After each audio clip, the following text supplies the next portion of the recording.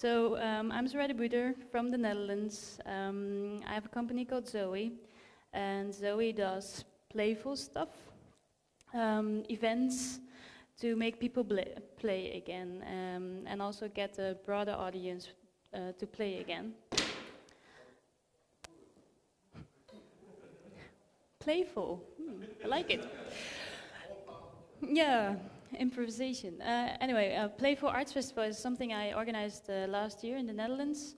As you can see, the theme was collaborative play, so we wanted to have people play together, and it could be performance games.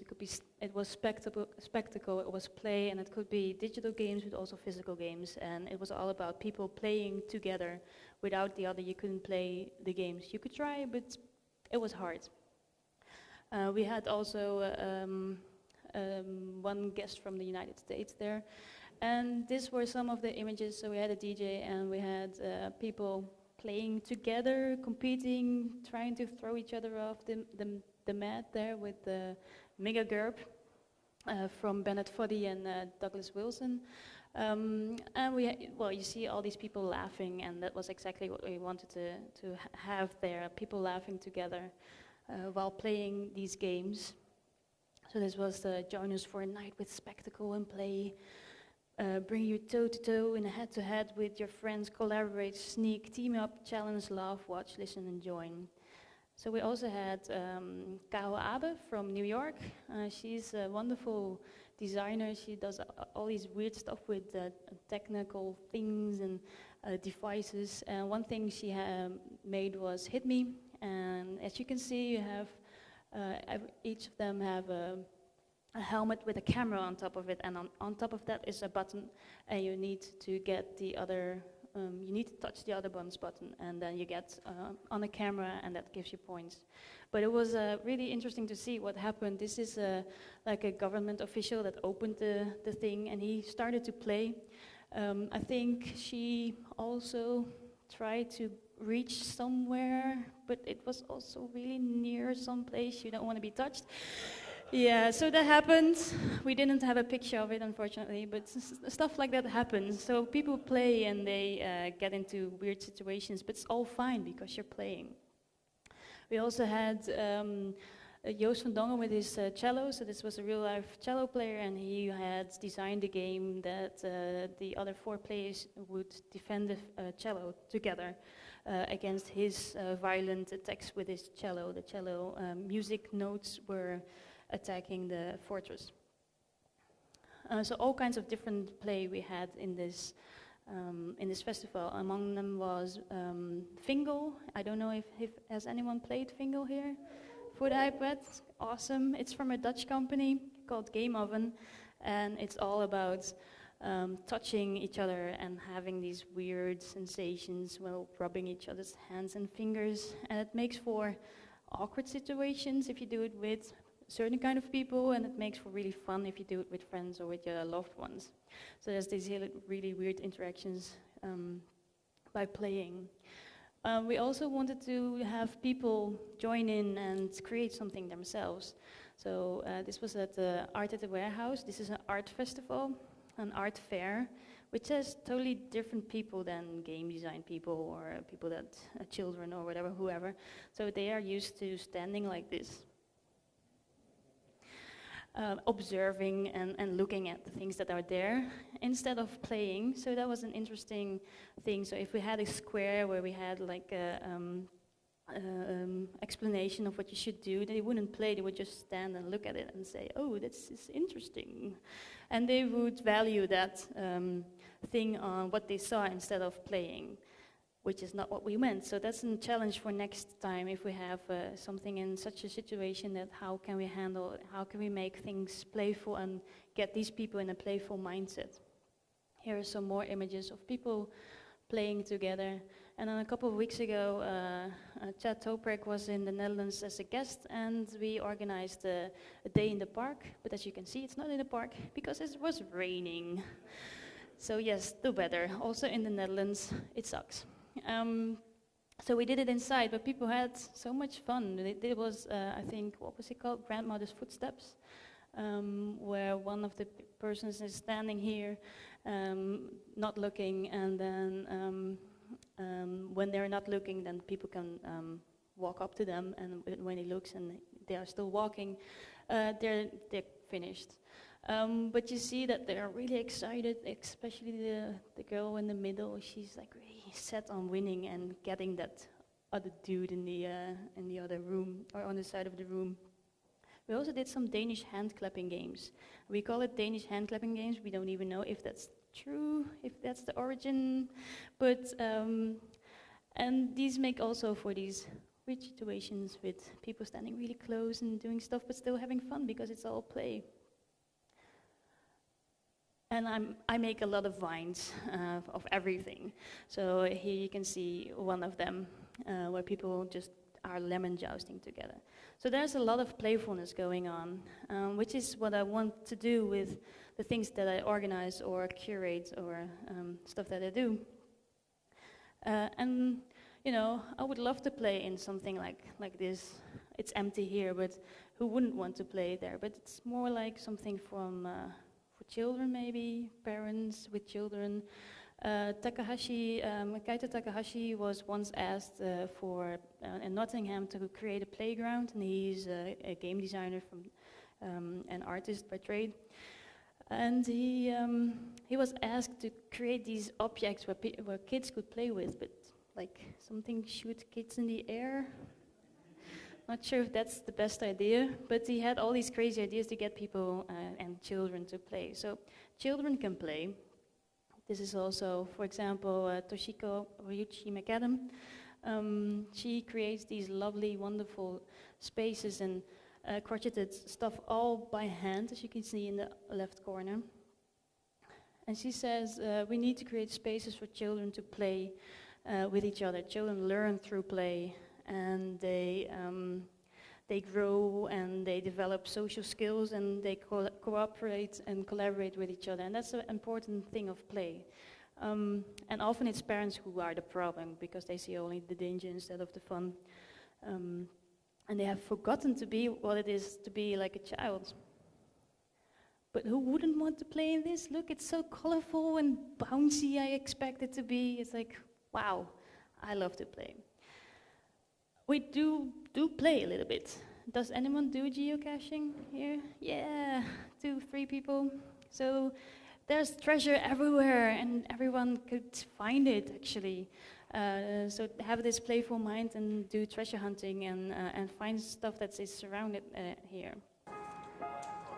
Anyway, maybe some of you have seen it, but it's like they had the escalator and the stairs, and then they made music, or they made a piano out of it. So people would actually try the stairs instead of the escalator. So in the end, about 66% of people, I will stop this now, 66% of people would take the stairs instead of the escalator because they could play with it and just try things out. And that was exactly what they wanted. So there is all these kind of play surrounding us, but it's still perceived as something that only children do, or weird people. But as you can see, Huizinga was mentioned before. He was a Dutch historian.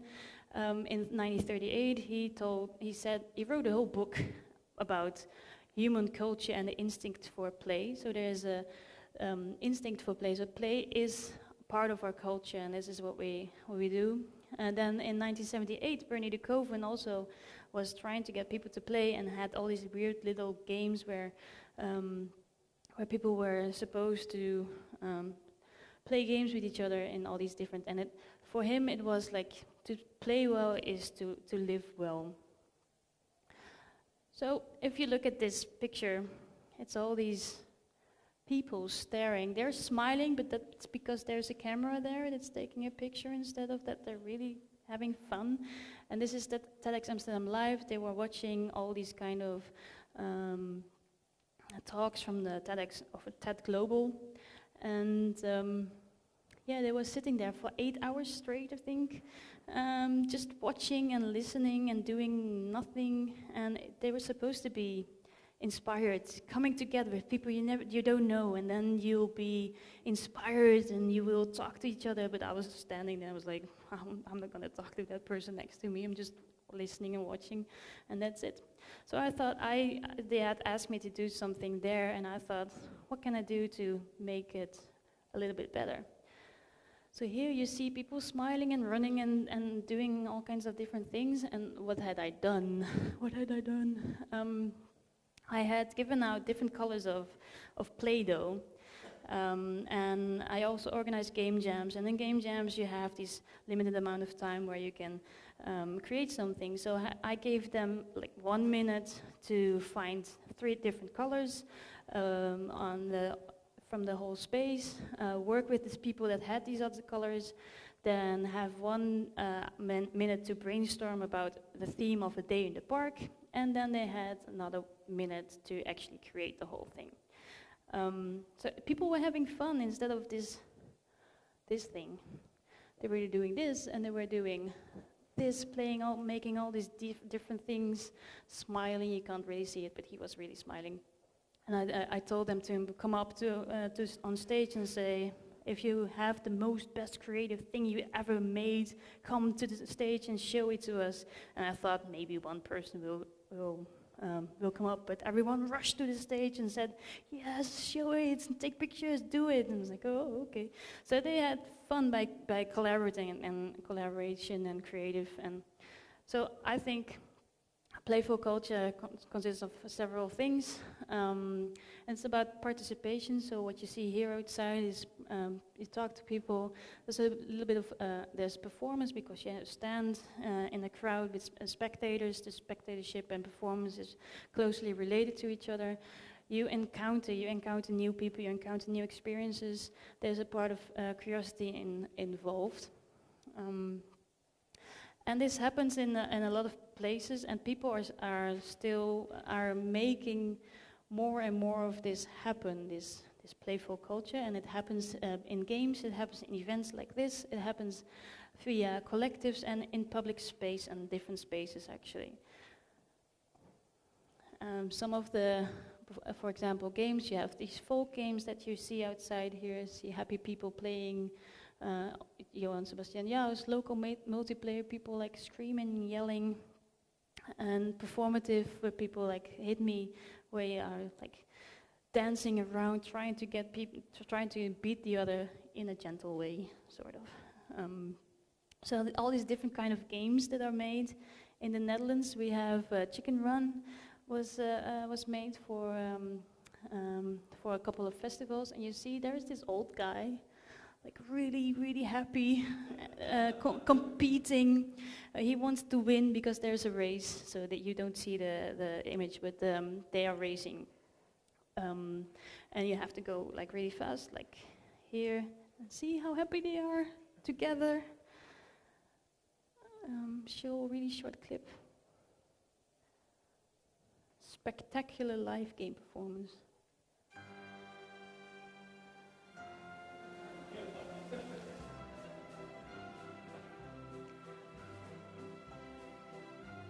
So it's exercise, performing. She's totally into it.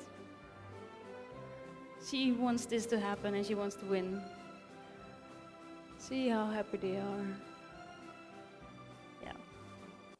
So this is from a Dutch game company, Force Labs. They make physical and playful interaction games. Monobanda is another one of those. They had this term coined fusion play, mixing digital with the physical, and this is do-it-yourself DJ. So these different tapes stand for different noises or sounds, and you can DJ together. So you have these people standing around one of these things, and they can mix their own music. They can also have their own voice taped, recorded, making weird noises or silly words.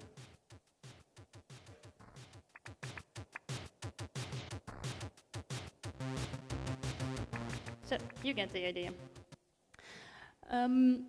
So was in public spaces. Then you have, this was from the Sports Friends Kickstarter. So, someone made, Mario Oridomo made a comic for it, and I thought this was very interesting. There's something special about playing games with people. So it's all about people, just what we heard also with Miguel. He was talking about not the games, but it's about playing and playing with others. So what we used to do in arcades, now there's also an audience involved. And Eric Zimmerman was, wait, want to take a picture? Eric Zimmerman was mentioned before, and this quote I found interesting is that the 21st century will be a century of play, game designers. So you guys will be the architects, the storytellers, and the party host of this playful new world. And interestingly enough, there are a whole bunch of collectives out there throughout the world that doing exactly these things. So like Kokoromi started in 2006 in Canada with creating all these kinds of different events, and a whole bunch of them followed, either by following the example of Kokoromi or because they felt a need for a collective and events, like Copenhagen Game Collective, of course you all know them. And then Baby Castle started in 2010, and Wild Rumpus in the UK. Then you have Lunarcade in Italy. Playful Arts Festival was obviously also based on all these things, and Hovergarden in Australia. So all these different countries and places have something where people can play or where people make things. And I asked some of the creators or event organizers, so how did you come up with making this? And everyone was inspired by all the other things that they saw around the world. So Marie Falston from Wild Rumpus in the UK, she said, we were very, very jealous of what Kokoromi and the Copenhagen Game Collective and Baby Castles were doing, and we wanted it too, so we created it. So you can just create it on your own if you want to. So they're very successful with Wild Rumpus doing stuff in the San Francisco GDC, even also in Argentina. So Lou Alton from Game On, she was inspired by Baby Castles. Christopher Hedberg from Sweden, he was also inspired by Baby Castles and Wild Rumpus. So everyone is inspired by each other and also sharing now these days now. So this is Kokoromi collective. They did stuff in Canada, and like this Gamma 4 thing, all very screen-based still, a little bit, I think Button was there as well. Copenhagen Game Collective, you know them, so I won't go into that. Baby Castles, who has heard of Baby Castles? A couple, cool. So this is in New York, this is an underground collective, and they want to have the video game arcade concept back to, I have only 2 minutes left, my God. So Baby Castles, Baby Castles, Baby Castles is cool. They did a whole bunch of stuff. Look at what they did. Look, more. They invited a game designer, Keita Takahashi, and then they actually made it in this space. Fuck Baby Castles, fuck the screen was that, so they actually made something that fuck the screen, do it and play. People who wouldn't normally play games got sort of pulled into the games, so everyone was playing, even though people were never normally playing. They did also this thing in like this space cruise thing. How wonderful is this? Like inside, everyone wants to play with stars and stuff like that, so they build a game inside this planetarium thing. So they already did that, but you can do that too, of course. Wild Rumpus has been really successful these past 2 years, and they have all these different, but you see how the people are all so laughing, and this is such a wonderful, I can't show it to you, but this is such a wonderful thing. You should totally look it up on Vimeo. The link is down there. So, sorry. And all these collectors and stuff happening everywhere. Like, look, people are playing outside. Pac-Man. This was Pac-Man. He was running for his life. If you want to see more like the things that are happening here, Hide and Seek, Weekender is doing this, Athens is doing this. This is all in the real world. Indicate mixes it up. This is in New York, and they recently also did it in Austin, or what was it? I can't remember. Game City in Nottingham is such a wonderful. Richard can add to that, that's such a, look at what they did. You can even see me bouncing on this thing there. It's like, yeah, if you listen to the music, you understand that it's like, but children were playing this as well. And yes, I am really competitive, so I will try to, as you can see, 7-5, I was totally winning this game. About approaches, no time. Jouer le jeu, did anyone go to that thing in Paris? Sadly, no one. That was, yeah, it's a shame.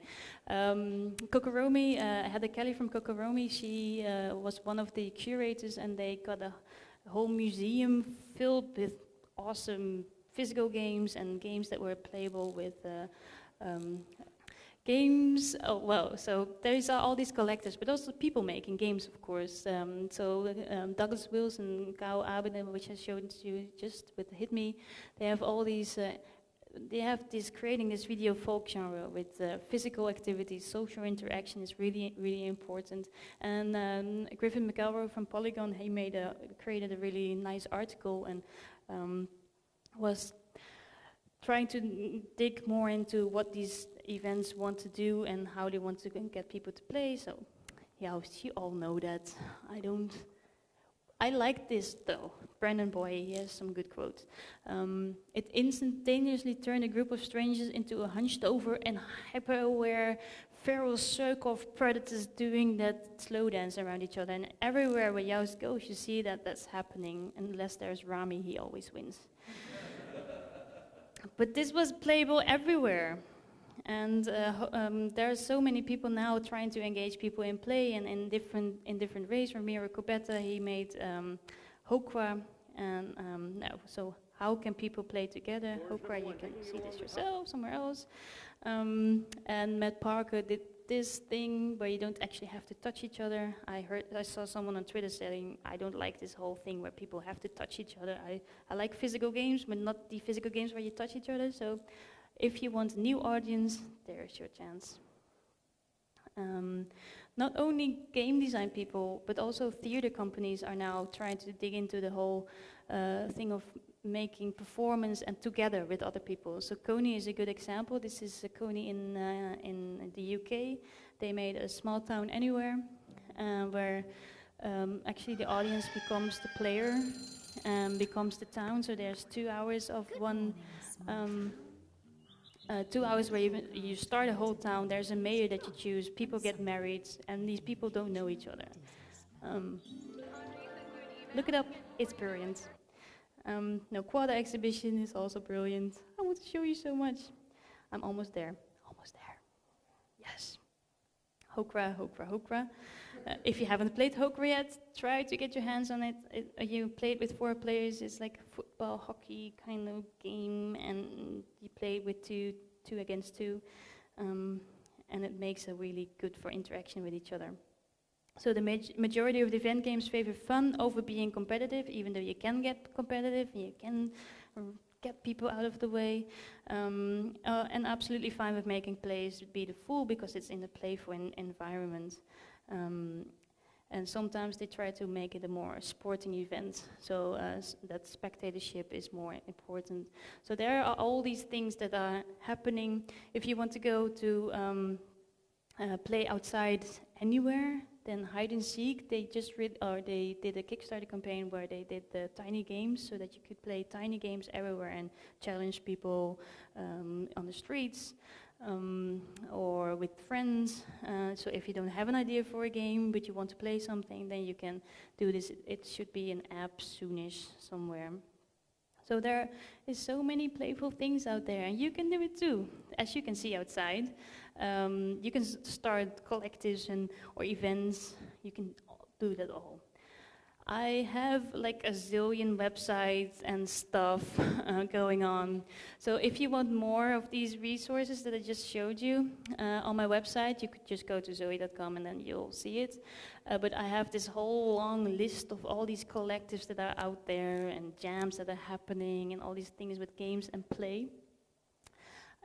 There's also, do you even want more? I also just recently made a Tumblr for Playful culture, and there I collect all these things like Play Public doing stuff, videos of things happening throughout the world. So there's this one nice collection of things, and of course all the clips that I showed here, except for the Volkswagen stuff, you can find here as well. So, and if you have any suggestions, you can always talk to me and say that. So this was like in a really fast way, running through everything. Playful culture, yay, go do it, go play outside and make other people happy and play. So, thank you.